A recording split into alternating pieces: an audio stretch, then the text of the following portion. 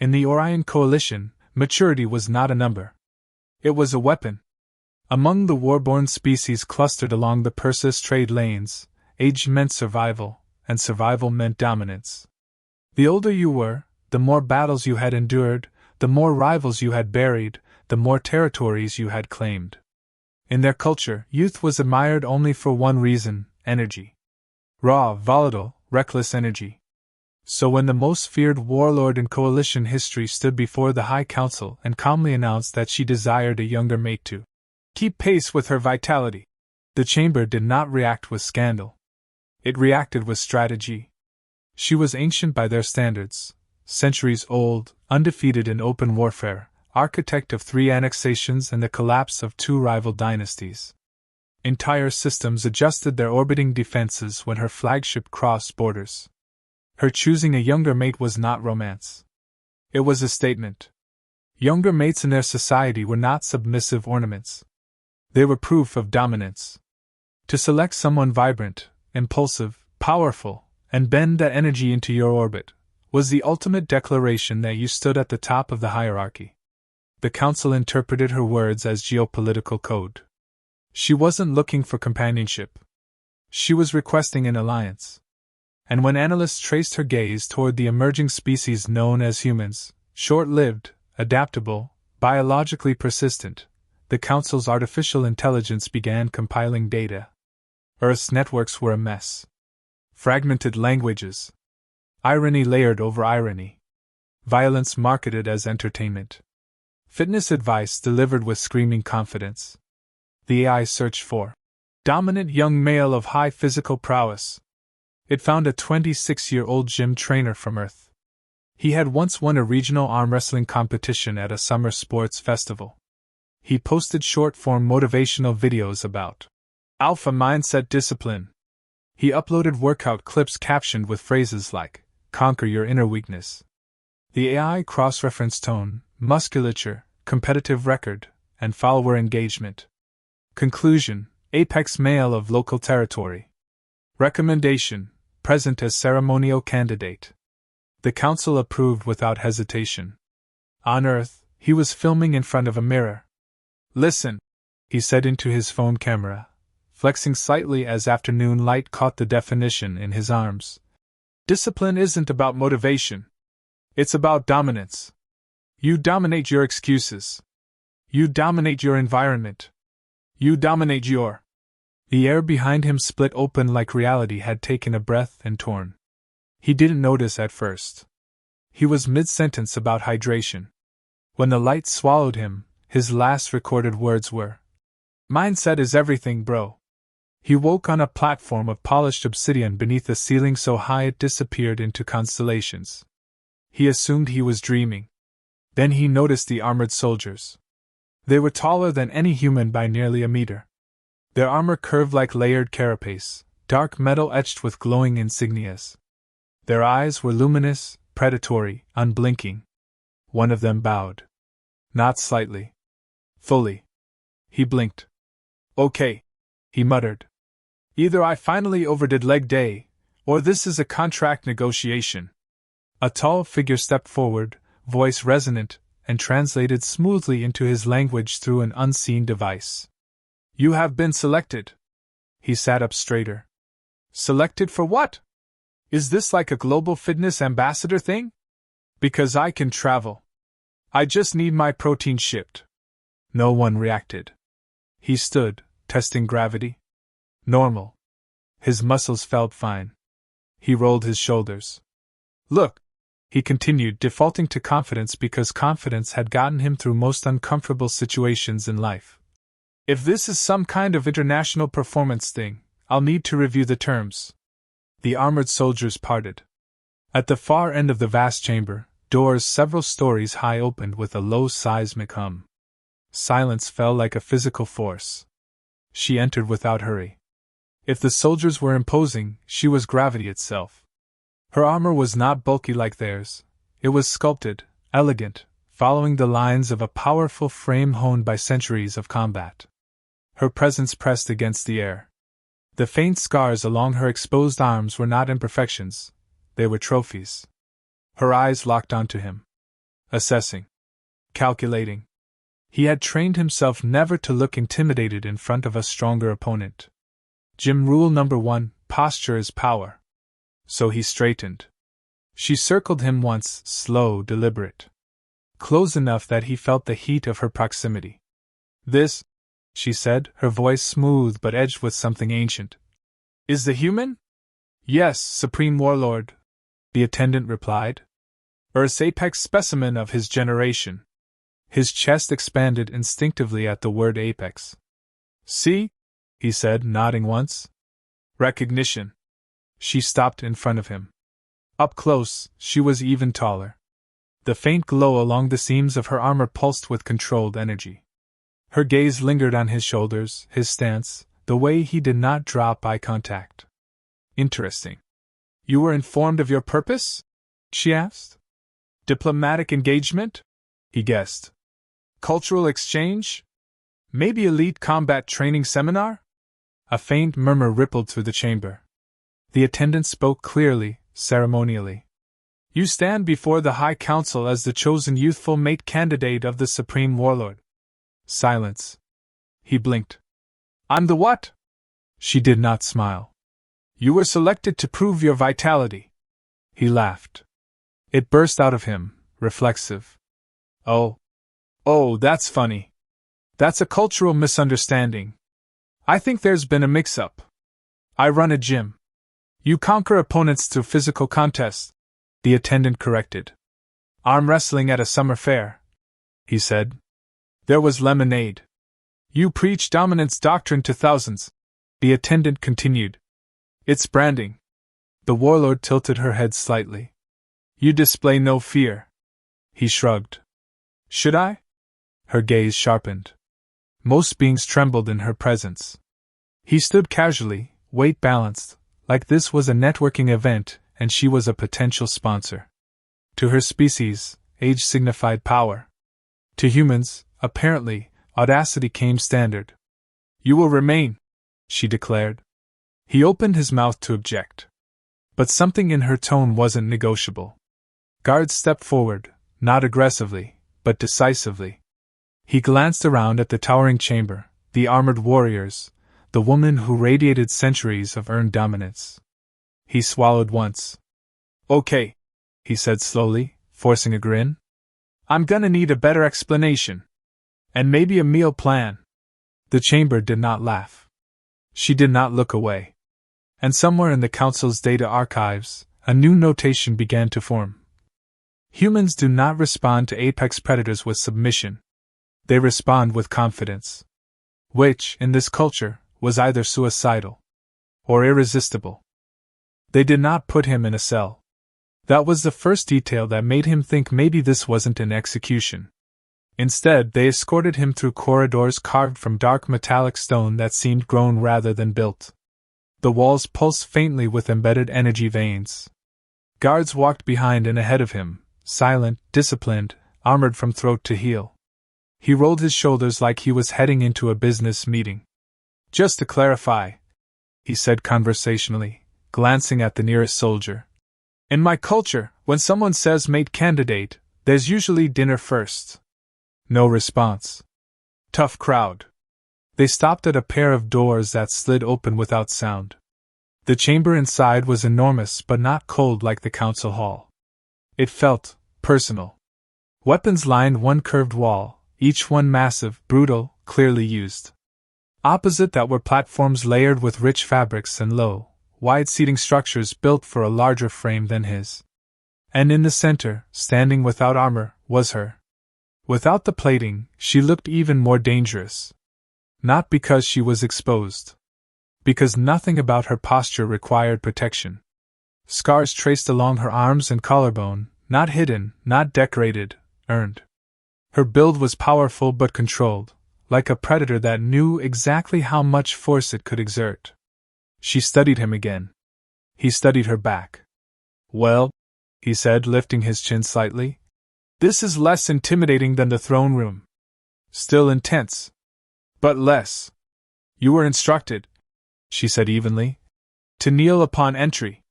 He glanced at the floor. There were faint markings, circular etchings in the stone. Oh, he said. Yeah, that's not really my thing. Silence. The air thickened. In her culture, a younger mate demonstrated submission first. Acknowledgement of her dominance. It was ritual. It was expected. Instead, he stepped forward and extended his hand. Hi, he said. I'm guessing we skipped introductions. She stared at the offered hand like it was an unfamiliar weapon. That gesture, she said slowly, is not recognized. It's called a handshake, he replied. Means we're starting even. Her eyes narrowed slightly. Even. Yeah. Mutual respect. You don't crush me, I don't embarrass you. Standard partnership stuff. There it was again, that word. Partnership.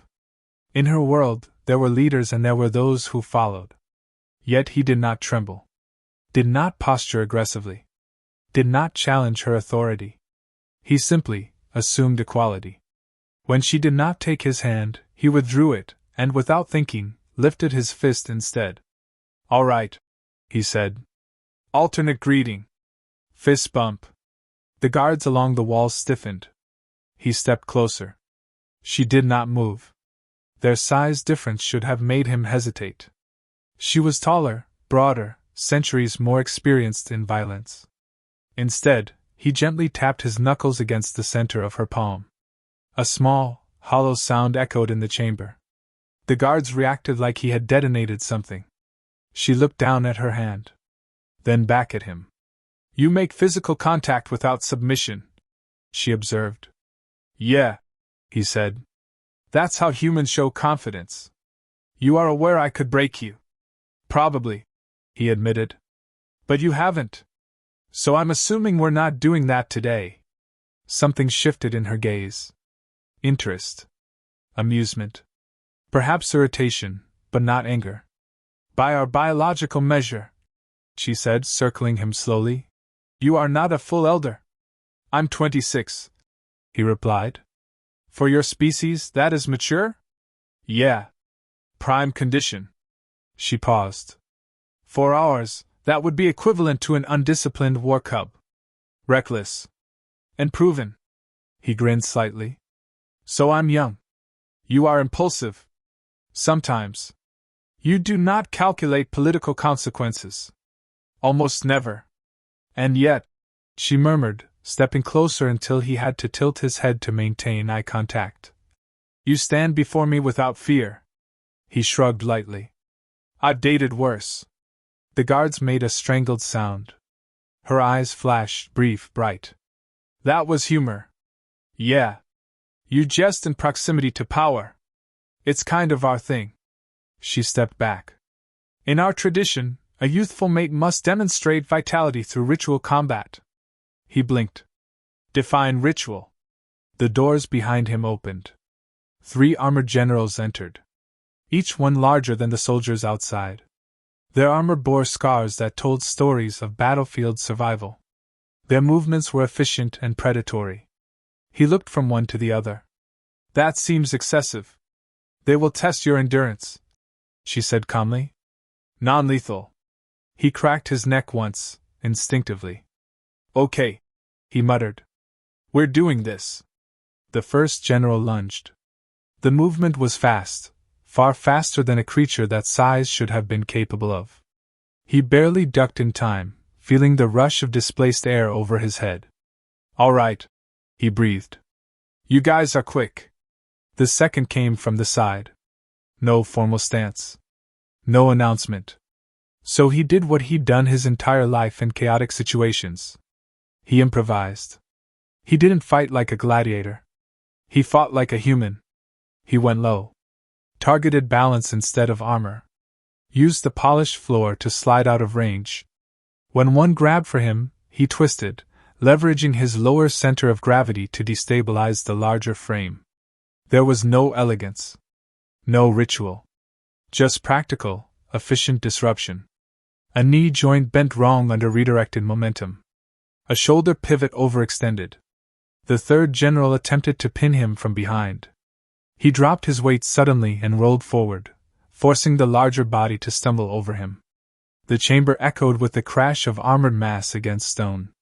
He stood in the center, breathing harder now, shirt torn at the shoulder, a bruise forming along his ribs. "All good?" he asked between breaths. "We done?" The generals slowly pushed themselves upright. None were incapacitated. But none were standing cleanly either. Silence spread outward like shockwave. He hadn't overpowered them. He had destabilized them. She approached, stepping between her generals and him. "You do not follow ceremonial form," she observed. "No offense," he replied, wiping sweat from his forehead. "But ceremonial form gets you tackled." Her gaze traveled over him, assessing bruises, torn fabric, the way he remained upright despite clear pain. "You adapt mid-conflict," she said quietly. "Yeah. You target weakness without hesitation. Isn't that the point?" In her culture, ritual combat was structured. Honorable. Hierarchical. He had ignored hierarchy entirely. He had treated them like equals in threat. Dangerous equals. The generals lowered their heads slightly. Not to her. To him. Across the coalition networks, observers transmitted what they had seen. Human combat pattern, unpredictable. Unstructured. Efficient. Possible classification, destabilizing predator. She stepped closer until they were nearly chest to chest. "You are reckless," she said. "Probably. You do not kneel." "Nope. You strike elders. If they swing first." A pause. Then, for the first time in recorded centuries, she laughed. Low. Controlled. Genuine. The sound stunned the chamber more than the combat had. "You are not what the council expected," she said. "Story of my life." Her eyes gleamed. "I will test you further." He exhaled slowly. "Yeah," he said. "I had a feeling." And as the chamber doors opened again, whispers already spread through the coalition's data channels. Humans did not submit to dominance rituals. They disrupted them. And that was far more interesting. The galaxy reacted faster than he did. By the time the bruises along his ribs had deepened into dark streaks and whatever passed for alien medical gel had sealed the worst of the damage, coalition markets were fluctuating. Trade routes were being recalculated. Diplomatic envoys were transmitting cautious inquiries toward Earth's outer monitoring satellites. Because from the outside, the message was simple. The Supreme Warlord had selected a human. Selection implied alliance. Alliance implied strategy. Strategy implied expansion. Earth, meanwhile, was still arguing online about whether pineapple belonged on pizza. He found out about the panic secondhand. A smaller alien official, less armored, more administrative, entered his temporary quarters with visible agitation. The translation field shimmered faintly as it activated. "Multiple outer systems request clarification regarding the human pact," the official said. "Human what?" he asked, sitting up from the wide, curved resting platform that had been clearly designed for someone at least twice his mass. "The mating alliance." He stared. "There is no alliance. I didn't sign anything." The official hesitated. "You engaged in combat demonstration. You were declared viable. That's not a treaty," he muttered. "To them," the official replied carefully. "It is." Across the coalition, footage of his fight replayed on military networks. Analysts slowed down his movements frame by frame. No ritual stance. No dominance roars. No visible fear response. He adapted under pressure. Closed distance against larger opponents. Targeted structural weaknesses without hesitation. Conclusion: humans possess irregular combat doctrine. Addendum: potentially difficult to intimidate. Which, in a hierarchy built on visible intimidation, was disruptive. He didn't see most of that. What he saw was her. She summoned him again, not to a ceremonial hall, but to a quieter chamber overlooking the capital skyline. The city stretched outward in layered towers and hovering platforms, energy bridges connecting structures like strands of luminous webbing. She stood with her back to him, armor partially engaged, the faint glow along her spine pulsing in steady rhythm. "You are causing instability," she said without turning. "I get that a lot," he replied. She faced him then, expression unreadable. "Rival houses interpret your selection as strategic expansion toward your species. My species has no idea I'm here. That is, unlikely. It's Earth," he said. "Trust me." For a moment, something flickered in her eyes that wasn't calculation. It was curiosity. "You truly possess no formal rank?" "I manage a gym," he said. "I yell at people about posture." She studied him as if he were an unsolved equation. "In our society, a younger mate increases the elder's prestige through controlled vitality," she said slowly. "Energy directed toward strength. Not chaos. And you think I'm chaos? You fight without structure. We call that improvising. You speak to me without reverence. We call that flirting." The word lingered in the air. Her gaze sharpened slightly. "Explain." He stepped closer, leaning lightly against the curved railing that overlooked the city lights. "Flirting is when you challenge someone because you're interested. You tease. You don't worship. You don't kneel. You show you're not afraid to stand next to them." She was silent for several seconds. "In our history," she said at last, "partners were chosen for compatibility of power. Mutual respect was assumed through dominance." "Yeah, well," he said, "humans don't do great with dominance long term. We argue. We negotiate. We push back. It's kind of how we survive." She considered that. He wasn't trying to overthrow her. He wasn't trying to impress her with obedience. He was simply present. Unbowed. Unpolished. Alive in a way that didn't revolve around hierarchy. "You requested a younger mate," he continued more quietly. "Why?" Her jaw tightened faintly. "For centuries I have been surrounded by calculation," she said. "Every word measured. Every gesture interpreted as strategy. Youth carries unpredictability. I desired vitality. Not control." A pause. "No," she admitted. The admission shifted something between them. He nodded once. "Then maybe stop treating me like a political weapon." Before she could respond, the chamber lights flickered. Her posture changed instantly, every muscle aligning, awareness sharpening. A warning pulse rippled through the floor. "Internal breach," an automated voice announced. The far wall exploded inward in a burst of molten debris. 3 armored figures surged through the smoke, rival insignias burned into their plating. Assassins. They moved fast. Faster than the generals had. One aimed directly for her center mass. He didn't think. He moved. A nearby structural rod, decorative, metallic, part of the chamber's architectural support, became a lever in his hands. He swung low, not at armor, but at the assassin's forward knee joint as it planted mid-stride. The impact shifted trajectory just enough. The energy blade meant for her torso sliced past empty air. She pivoted, striking with brutal precision, but the second attacker was already closing in from behind. "Left!" he shouted. She reacted instantly, ducking as he lunged, not at the armored chest, but at the narrow connection point along the attacker's hip plating. He wrapped both arms around the joint, and dropped his weight backward with everything he had. The larger body stumbled. Not because he was stronger. Because he was lower. Unpredictable. The third attacker raised a ranged weapon. He grabbed a fallen fragment of wall plating and hurled it, not to injure, but to disrupt line of sight. It was messy.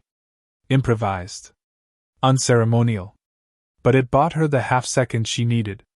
When the smoke cleared, the attackers were down. Not dead. But incapacitated. He was breathing hard again, chest rising sharply. She turned slowly toward him. "You moved to intercept a strike meant for me," she said. "Yeah," he replied, wiping blood from a cut along his cheek. "That seemed like a bad day for both of us. You are aware I am fully capable of defending myself." "Didn't doubt it." "Then why?" He shrugged slightly. Because that's what partners do. The word settled deeper this time. Not dominance. Not trophy. Partner. Outside, security forces flooded the area. Inside, she stepped closer. You act without calculation, she said quietly. Not true, he replied. I calculated that if you died, I'd probably be next. Her eyes narrowed slightly. That was humor. Mostly. She reached out, slowly this time, and touched the edge of the cut along his cheek. Not to assert ownership. To assess damage. Her fingers were warm. You are reckless, she murmured. Yeah. You are undisciplined. Working on it. You destabilize centuries of protocol. He smiled faintly. You're welcome. For a moment, the warlord of the Orion Coalition, conqueror of systems, breaker of fleets, simply looked at him. Not as a political asset. Not as a ritual subordinate. But as something rare. Unfiltered vitality. Across the coalition networks, reports shifted tone. Human male intervened during assassination attempt. Demonstrated protective instinct without command hierarchy. Classification update. Humans bond through mutual defense rather than dominance structure. Possible implication, high risk, high loyalty pairing species. She withdrew her hand slowly. You have altered perception, she said. Story of my life, he replied again. Outside, alarms faded. Inside, something quieter and more dangerous than politics began to form. Respect. And in a galaxy built on fear, that was revolutionary. By the next rotation cycle, the entire coalition demanded resolution. Tradition did not bend quietly. The High Council convened in full assembly, banners of rival houses suspended in layered arcs above the central chamber. Representatives filled the tiers, warlords, strategists, heirs to bloodlines older than most civilizations in neighboring quadrants. At the center stood the circular dominance platform. He stood on it. Unarmored. Bruised. Very human. Across from him, she stood in full ceremonial plating, dark metal contoured to her frame, energy seams glowing in slow, controlled pulses. Not as threat. As presence. A council elder's voice carried through the chamber. The human candidate has demonstrated vitality and irregular combat aptitude. However, final recognition requires submission acknowledgement. He exhaled slowly. Here it was. Kneel, the elder commanded. The word echoed. Every eye in the chamber fixed on him. In their culture, kneeling did not mean humiliation. It meant alignment within hierarchy. Recognition of apex authority. It meant he accepted his place beneath her. He glanced at her. She did not speak. Did not command. Did not soften. She waited. The silence stretched long enough to become pressure. He rubbed the back of his neck once. Quick question, he said, voice carrying more casually than the moment probably deserved. If I kneel, that means I'm yours, right? Murmurs rippled through the chamber. The elder answered. You would formally enter her dominion. And if I don't? You reject tradition. He looked back at her. Her gaze was steady. Not demanding. Not pleading. Evaluating. He stepped forward, not down. Closing the distance between them instead of lowering himself. A collective intake of breath moved through the chamber. I'm not built for kneeling, he said evenly. Not to you. Not to anyone. Shock flickered across multiple faces in the upper tiers. He continued before interruption could cut him off. That doesn't mean I don't respect you. It means if we're doing this, it's side by side. Silence deepened. In my species, he added, we don't bond through ownership. We bond through choice. Every day. A counselor rose abruptly. You presume equality with the Supreme Warlord? He didn't look away from her when he answered. I'm offering it. The chamber vibrated with outrage. Tradition was not something casually renegotiated. For centuries, younger mates reinforced visible dominance structures. The elder towered, the younger affirmed. It was order. It was stability. And here stood a short-lived mammal from a developing world, calmly declining to kneel. The elder counselor's voice hardened. Without submission, there is no ceremonial recognition. He shrugged lightly. Then maybe your ceremony needs an update. A dangerous statement.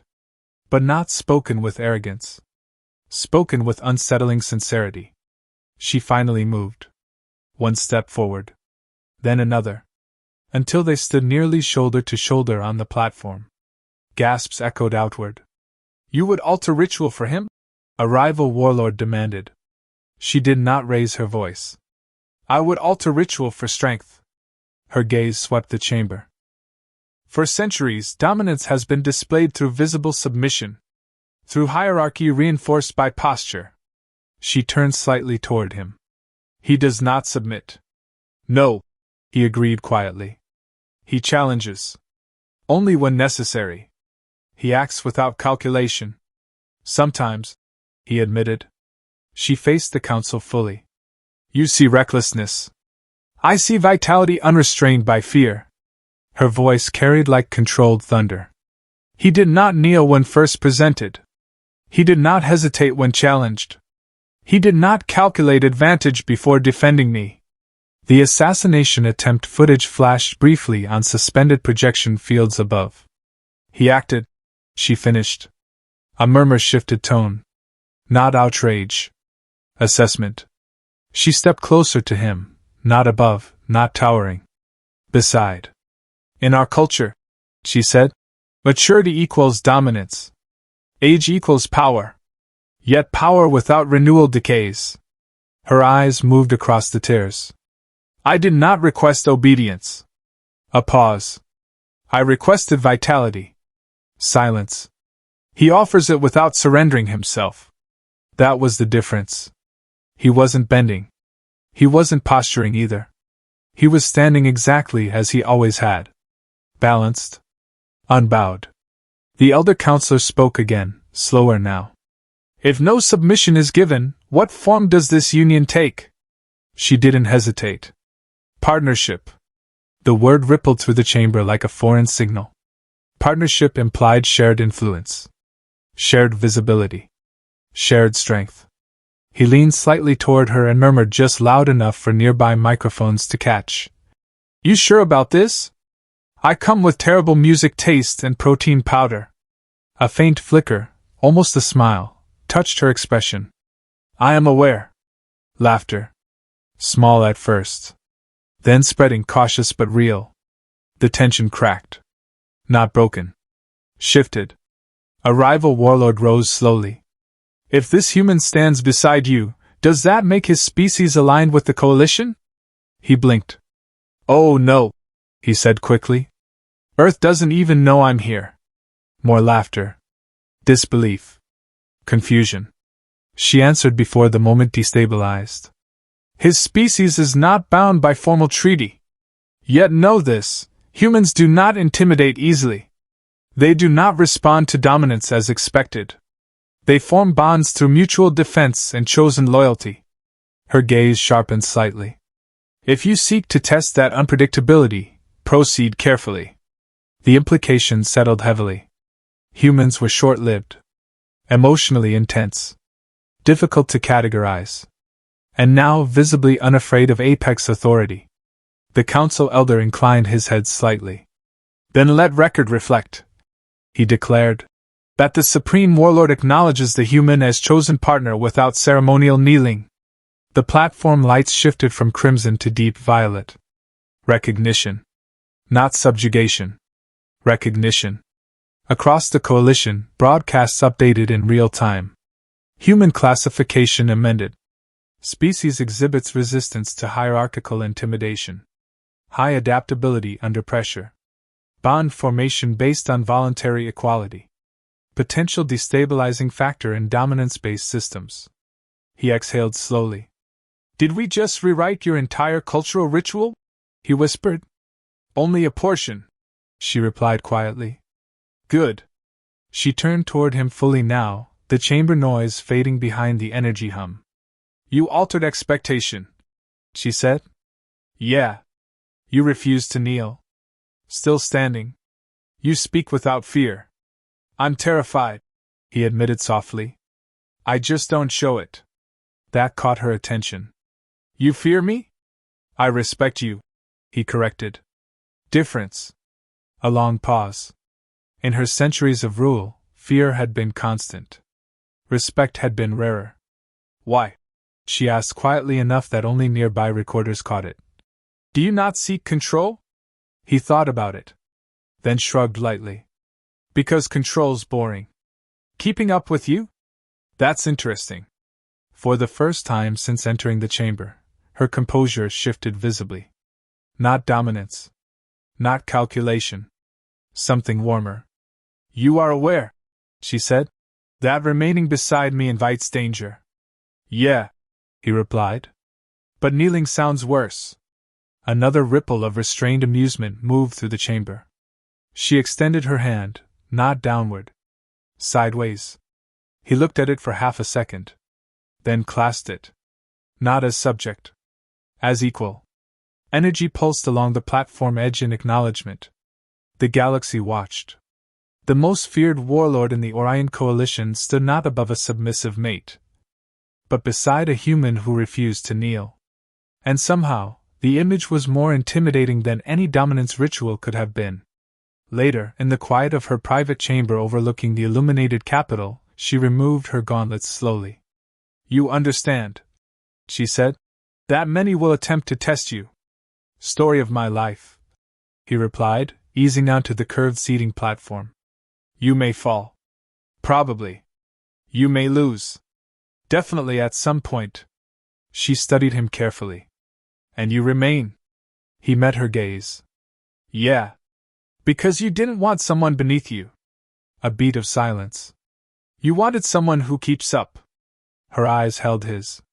Reckless human, she murmured. Scary warlord, he answered lightly. Outside, fleets recalibrated. Rival houses reconsidered strategy. Diplomats rewrote predictive models. Because the galaxy had just witnessed something unprecedented. An apex predator who chose not obedience. And a human audacious enough to stand beside her. And that combination was far more dangerous than tradition ever had been.